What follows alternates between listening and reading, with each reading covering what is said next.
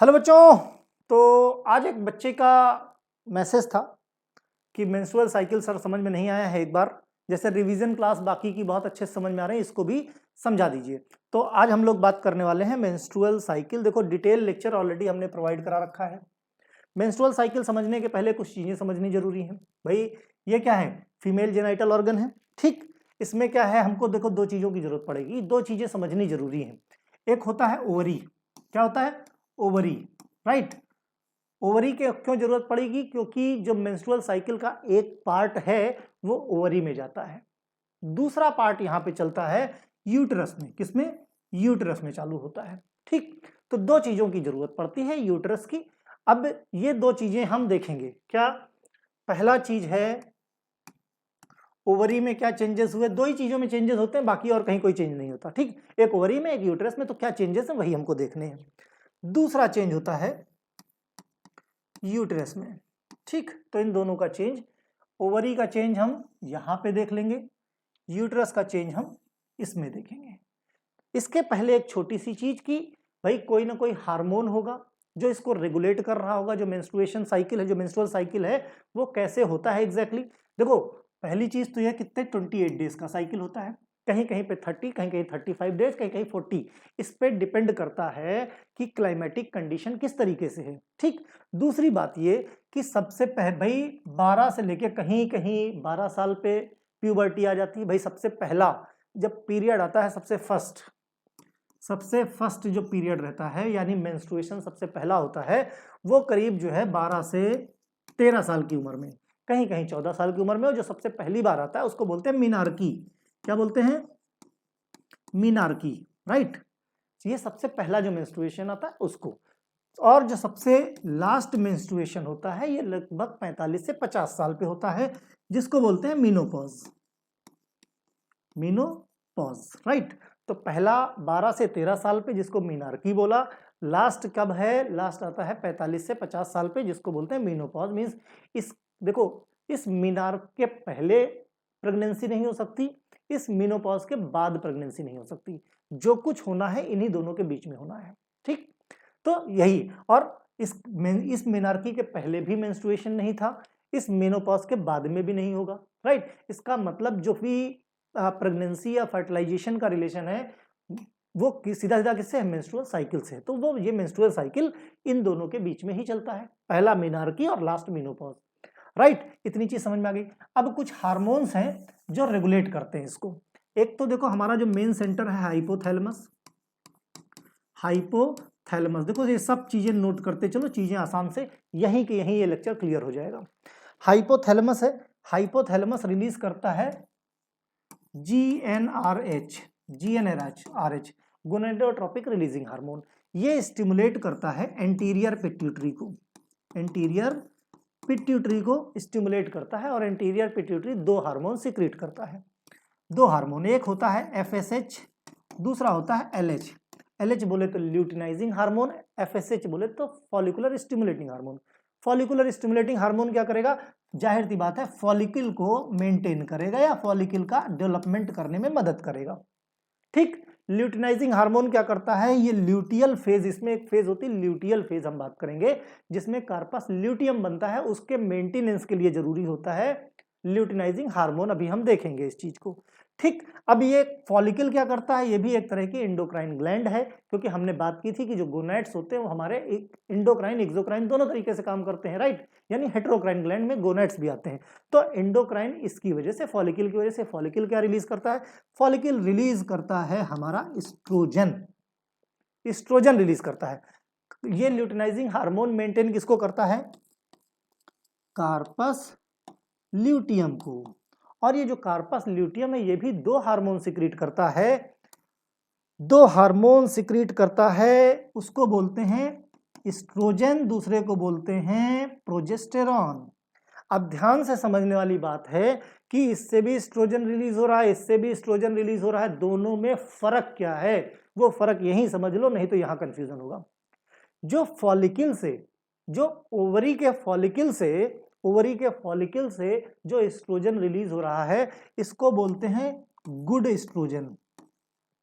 Good oestrogen इसलिए कि ये जब तक रिलीज होता रहेगा एंटीरियर पिट्यूटरी को पॉजिटिव फीडबैक देता रहेगा। पॉजिटिव फीडबैक देने का मतलब एंटीरियर पिट्यूटरी जो हार्मोन रिलीज कर रही है FSH LH इसको खूब रिलीज करेगी, ठीक। लेकिन अब ये एस्ट्रोजन क्या करेगा?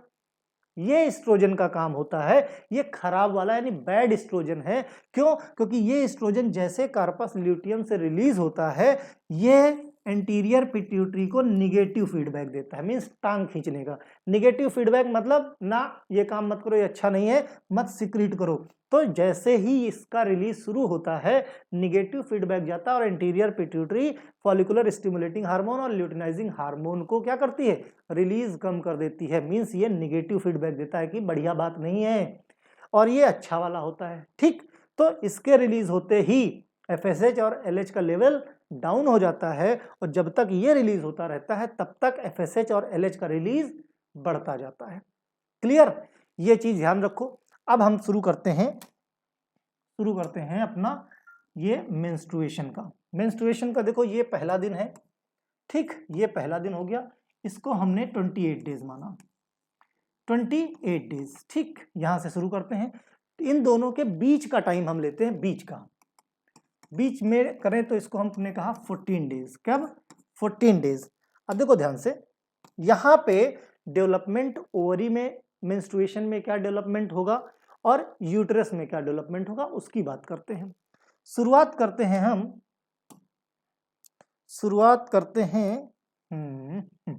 शुरुआत में सबसे पहले 5 दिन। भाई 28 डेज का साइकिल है, 28 डेज का साइकिल हम कैसे करेंगे? 1 से लेके 5 दिन, ठीक, 5 से लेके 14 डेज और 14 डेज से लेके 28 डेज, इस तरीके से चलेंगे हम, ठीक। अब शुरू के 5 दिन में क्या आता है? शुरू के 5 दिन में जो एंडोमेट्रियम है, ये जो एंडोमेट्रियम जो बनी हुई थी किसके लिए? फर्टिलाइजेशन के बाद जब इम्प्लांटेशन होगा तो कहाँ होगा? इसी एंडोमेट्रियम में होगा। तो एंडोमेट्रियम एकदम प्रोलिफरेट होके मजबूत बन गई, मींस न्यूट्रिशन लेके मजबूत बन गई, क्योंकि यहाँ पे इम्प्लांटेशन होके इसको कंप्लीट जेस्टेशन पीरियड पूरा करवाना था।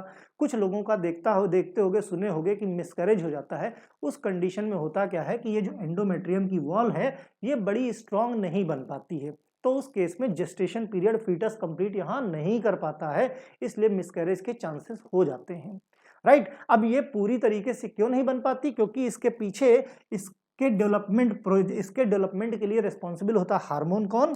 प्रोजेस्टेरॉन। जितना ज्यादा प्रोजेस्टेरॉन शरीर से रिलीज होगा उतना ज्यादा एंडोमेट्रियम थिक और मजबूत होगी, राइट।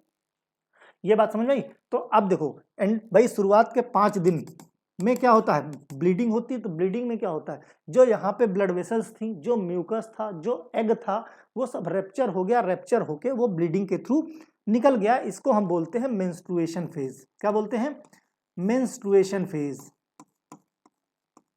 मेंस्ट्रुएशन, या कह सकते हो bleeding phase, bleeding phase, correct. अब क्या मेंस्ट्रुएशन फेज, ब्लीडिंग फेज के बाद यूट्रस शांत हो जाएगा? बिल्कुल शांत नहीं होगा। यूट्रस फिर से कोशिश करेगा कि हम क्या करें? नई वॉल डेवलप करें। क्या करें? नई वॉल फिर से डेवलप करें, क्योंकि फिर हो सकता है कि स्पर्म आए और इस बार फर्टिलाइजेशन हो, तो इम्प्लांटेशन के लिए हमें तैयार रहना है। आए ना आए जो भी है, एक उम्मीद रहती है कि फर्टिलाइजेशन होगा, तो हमारा कर्म क्या है कि इम्प्लांटेशन के लिए हम अपने को तैयार रखें। तो ये फिर से क्या करती है? सेल डेवलपमेंट का काम चालू कर देती है और अपनी थिकनिंग को बढ़ाना शुरू कर देती है। इसीलिए इस फेज को बोलते हैं प्रोलिफरेटिव फेज। क्या बोलते हैं इसको? इसको बोलते हैं प्रोलिफरेटिव फेज, ठीक है। प्रोलिफरेटिव फेज ये 14 डेज तक का काम हो गया, ठीक। अब यहां पे हम ओवरी के केस में देखते हैं। ओवरी के केस में भाई क्या होता है? ओवरी के केस में शुरुआत में पहले दिन से क्या शुरू होगा? सबसे पहले प्राइमोडियल बनेगा। क्या बनेगा? प्राइमोडियल बनेगा, और मतलब एग का सबसे स्टार्टिंग प्रिकर्सर कह सकते हो। इसके बाद बनता है इससे प्राइमरी, क्या बनेगा? प्राइमरी एग, है ना, प्राइमरी फॉलिकल कह सकते हो। प्राइमोडियल से प्राइमरी फॉलिकल कह सकते हो, प्राइमरी फॉलिकल, ठीक। प्राइमरी फॉलिकल से बनेगा सेकेंडरी फॉलिकल, और ये जो अंदर का एंट्रम है देखो ये बड़ा होना शुरू हो गया। सेकेंडरी से बनता है टर्सरी, इस बार एंट्रम और बड़ा हो गया। ठीक, अब यहां पे देखो ये प्राइमरी हो गया, सेकेंडरी हो गया, टर्सरी हो गया। ठीक है, ये और ये क्या करते हैं, ये सिक्रीट कौन सा, फॉलिकल क्या सिक्रीट करते हैं, हमने यहीं पे बताया ये जो फॉलिकल है ये एस्ट्रोजन सिक्रीट करते हैं। क्या सिक्रीट करते हैं, एस्ट्रोजन सिक्रीट करते हैं। और जैसे जैसे मैच्योर होता जाएगा, जैसे जैसे मैच्योर होता जाएगा वैसे वैसे इसका क्या है, इसका एस्ट्रोजन का रिलीज और ज्यादा बढ़ जाएगा, एस्ट्रोजन का रिलीज और ज्यादा बढ़ जाएगा। और लास्ट में इसी को बोलते हैं, जो मैच्योर्ड ओवा होता है, मैच्योर्ड होता है फॉलिकल होता है, उसी को हम बोलते हैं ग्राफियन फॉलिकल। क्या बोलते हैं, ग्राफियन फॉलिकल। ठीक, अब ध्यान दो, एस्ट्रोजन जब रिलीज होता है तो क्या होता है, एस्ट्रोजन पॉजिटिव फीडबैक देता है, जिसकी वजह से एफएसएच और एलएच का लेवल बढ़ जाता है। एफएसएच का लेवल बढ़ेगा तो फॉलिकुलर का क्या होगा, मैच्योरेशन होगा, और मैच्योर्ड फॉलिकल को क्या बोलते हैं, ग्राफियन फॉलिकल। ठीक, अब जब एक लेवल के बाद मैच्योरेशन कंप्लीट हो गया तो क्या होगा, ये रैप्चर हो जाएगा। क्या होता है, ये रैप्चर हो जाएगा, लाइक दिस, इस तरह से रैप्चर हो जाएगा और सेकेंडरी oocyte बाहर आ जाएगा। सेकेंडरी oocyte बाहर आ जाता है, कब आता है, ये 14 डेज पे आता है। इसमें वेरिएशन होता है, कहीं 16 डेज पे भी हो सकता है, राइट, मतलब क्लाइमेटिक कंडीशन के हिसाब से। तो ये जैसे ही बाहर आता है, इसीलिए इस फेज को हम बोलते हैं ovulatory phase, ovulatory phase. Ovulation हुआ ना, ओवा बाहर आ गया हमारा, इसको बोलते हैं हम सेकेंडरी oocyte। क्या बोलते हैं, सेकेंडरी oocyte। अब जो भी ग्रेनुलोस, यहां पे क्या बचा बाहर, ग्रेनुलोसा सेल्स बची, जो भी ग्रेनुलोसा सेल्स बची हैं विद इफेक्ट ऑफ, क्यों, क्योंकि यहां पे लेवल ल्यूटिनाइजिंग हार्मोन का बहुत ज्यादा है। किसका, ल्यूटिनाइजिंग हार्मोन का लेवल बहुत ज्यादा है, राइट, जिसकी वजह से क्या होगा, जिसकी वजह से यहां पे बन जाएगा क्या, एक कार्पस ल्यूटियम। जो भी बची हुई से भाई सेकेंडरी oocyte तो हमारा रिलीज हो गया, राइट, ओवुलेशन हो गया, तो बचा हुआ ग्रेनुलोसा सेल्स बना लेते हैं कार्पस ल्यूटियम। क्या बना लेती हैं, कार्पस ल्यूटियम, दिस वन। अब ये कार्पस ल्यूटियम क्या करता है, ये सिक्रीट करता है एस्ट्रोजन और प्रोजेस्टेरॉन को। एस्ट्रोजन और प्रोजेस्टेरॉन को ये जैसे ही सिक्रीशन शुरू होगा, ये अपने ही पैर पे कुल्हाड़ी मार लेता है। इस कार्पस ल्यूटियम को मेंटेन रखने के लिए ल्यूटिनाइजिंग हार्मोन की जरूरत पड़ती है। चूंकि ये मेंटेन ल्यूटिनाइजिंग हार्मोन की वजह से होता है, इसीलिए इस फेज को बोलते हैं ल्यूटियल फेज। क्या बोलते हैं, ल्यूटियल फेज, क्योंकि यहां पे ल्यूटिनाइजिंग हार्मोन चाहिए, राइट, जो इसको मेंटेन रखता है। लेकिन जैसे ही ये एस्ट्रोजन रिलीज शुरू होता है, इसने जैसे ही एस्ट्रोजन को रिलीज किया तो इसने क्या किया, निगेटिव फीडबैक दे दिया एंटीरियर पिट्यूटरी को कि तुम फालतू का काम कर रहे हो, एफएसएच और एलएच का रिलीज कम कर दो। अब इसको मेंटेन रखने के लिए एलएच चाहिए, ल्यूटिनाइजिंग हार्मोन, लेकिन एंटीरियर पिट्यूटरी ने इसके फीडबैक की वजह से कम कर दिया रिलीज। जैसे ही रिलीज कम कर देगा, ये धीरे धीरे करके छोटा होने लगेगा, और जैसे जैसे ये छोटा होगा वैसे ही एस्ट्रोजन और प्रोजेस्टेरॉन का सिक्रीशन कम होता जाएगा। अब एक चीज और ध्यान से समझो कि जैसे ही साइड बाय साइड हम यूट्रस की भी एक्टिविटी वॉच करते चले, यूट्रस में हमने 14 डेज तक देख लिया, ठीक, प्रोलिफरेटिव फेज। अब यहां से जैसे ही कार्पस ल्यूटियम बना तो क्या सिक्रीट हुआ, प्रोजेस्टेरॉन सिक्रीट हुआ, और प्रोजेस्टेरॉन क्या है, रिस्पॉन्सिबल होता है इसकी थिकनिंग के लिए। ठीक, तो जैसे ही प्रोजेस्टेरॉन मिलता है एंडोमेट्रियम और खुश हो जाती है कि वाह भाई बढ़िया खाना मिल रहा है ना, तो इसने खूब सारी अपनी खूब अच्छे से मजबूती के साथ अपनी सेल्स बना ली, सिक्रीशन के लिए रेडी हो गई। तो सिक्रीशन किसका हुआ, प्रोजेस्टेरॉन का, जिसकी वजह से एंडोमेट्रियम काफी हैप्पी। तो इस फेज को यूट्रस में बोलते हैं सिक्रीटरी फेज। क्या बोलते हैं, सिक्रीटरी फेज, राइट। अब ध्यान से समझो, अब ये कार्पस ल्यूटियम छोटा होता जा रहा है, क्यों, क्योंकि ल्यूटिनाइजिंग हार्मोन कम हो गया। ल्यूटिनाइजिंग हार्मोन कम क्यों हो गया, क्योंकि ये बैड वाला एस्ट्रोजन तैयार हो गया। होते होते कार्पस ल्यूटियम लगभग मर जाता है। तो क्या बन जाता है मरने के बाद बन जाता है व्हाइट बॉडी, जिसको बोलते हैं कार्पस एल्बिकेंस। क्या बोलते हैं, कार्पस एल्बिकेंस। राइट। ये क्या है, कार्पस एल्बिकेंस व्हाइट बॉडी बन जाता है। ओके, अब ध्यान से देखो, जब ये मर गया तो प्रोजेस्टेरॉन का सिक्रीशन बंद, एस्ट्रोजन का सिक्रीशन बंद, प्रोजेस्टेरॉन का सिक्रीशन बंद, प्रोजेस्टेरॉन का लेवल क्या हो जाएगा, कम हो जाएगा। तो फिर 28 दिन के बाद ये अपना, जैसे ही प्रोजेस्टेरॉन कम हुआ वैसे ही इसका ब्रेकडाउन चालू हो जाएगा और यहां से फिर से ये मेंस्ट्रुअल फेज चालू हो जाएगा, यहां से मेंस्ट्रुएशन वापस स्टार्ट हो जाएगा। तो यहीं से 28 दिन पे साइकिल खत्म और फिर यहीं से साइकिल 1 से लेके 5 डेज शुरू हो गया। और ये 1 से 5 डेज जैसे हुआ उस तरीके से बाकी का प्रोसेस हर महीने होता रहता है। क्यों? क्योंकि एंडोमेट्रियम को भरोसा रहता है कि जब स्पर्म फर्टिलाइज करेगा, किसको, ओवा को फर्टिलाइज करेगा इस फेलोपियन ट्यूब में, तो फिर इम्प्लांटेशन के लिए इसके पास ही आएगा, क्योंकि उसको जेस्टेशन पीरियड इसी यूट्रस में कंप्लीट करना है। इसी उम्मीद पे ये यूट्रस को क्या करता है, थिक और डेवलप और मजबूत बना के रखता है। लेकिन अगर नहीं फर्टिलाइजेशन होता है तो फिर एंडोमेट्रियम का ब्रेकडाउन शुरू हो जाता है with effect of corpus luteum. Corpus luteum जैसे जैसे छोटा होता जाता है वैसे वैसे एस्ट्रोजन और प्रोजेस्टेरॉन का लेवल घट जाता है, और प्रोजेस्टेरॉन खत्म तो एंडोमेट्रियम खत्म।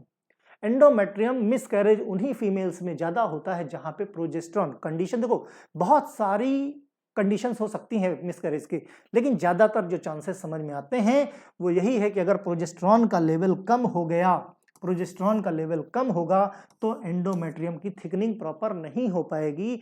यही है मेंस्ट्रुअल साइकिल 28 डेज का। ठीक, अगर कोई समस्या हो तो आप लोग फिर से पूछ सकते हो कमेंट सेक्शन में। चलो भाई, बाय बाय, आई होप कि समझ में आया हो।